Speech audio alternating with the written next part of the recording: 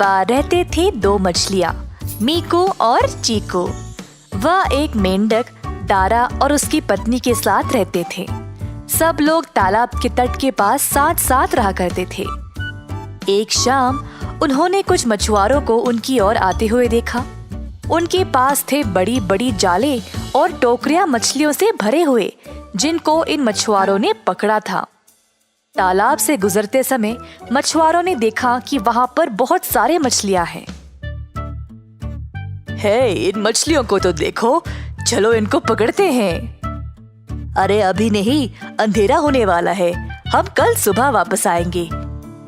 ये तालाब इतना गहरा भी नहीं है, हमने कभी इस तालाब में मछलियों को नहीं पकड़ा है ना। तो मछुआरों ने अगली सुबह को वापस आने का निर्णय लिया और अपने रास्ते चले गए। तुम लोगों ने सुना, हमें यहाँ से जितनी जल्दी हो सके भाग जाना चाहिए। दोस्तों, जल्दी कुछ निर्णय लो, भागना है या कहीं छुप जाए। ये मछुआरे कल सुबह वापस आ जाएंगे। अरे नहीं, हम यहीं रहेंगे, कुछ भी हो सकता है, शायद वो लोग आए ही नहीं। अगर आ गए तो? अगर आ गए तो मुझे 1000 तैरने के तरीके पता है, जिससे मैं हम सबको बचा सकता हूँ। नहीं दारा, हमें हमारे घर को कोई मछुआरे के डर से नहीं छोड़ना चाहिए। हाँ, मैं भी पानी में आराम से तैर के उनके हाथों से फिसल सकता हूँ। तुम्हारी बात सही है चीकू, हम केवल मछुआरों की बातें सुनकर अपना घर नहीं छोड़ेंगे। परंतु मेंढक संतुष्ट नहीं था। मेरे दोस्तों, मुझे केवल मुसीबत को महसूस करना आता है, तो मैं अपनी पत्नी को लेकर कहीं और चला जाऊंगा कल सुबह तक। अगली सुबह मछुआरे वापस आए और अपनी जाल को बिछा दिया। उन्होंने जाल में बहुत कुछ पकड़ा।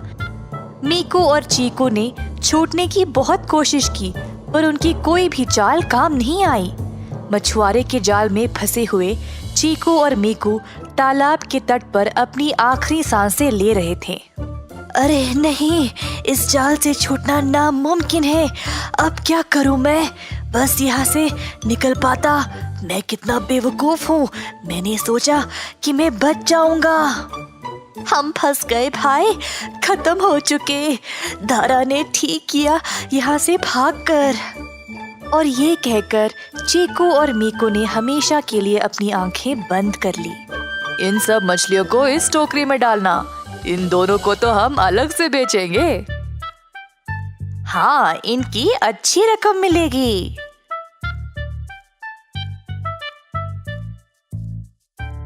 दारा और उसकी पत्नी दूर से दुखी होकर देख रहे थे।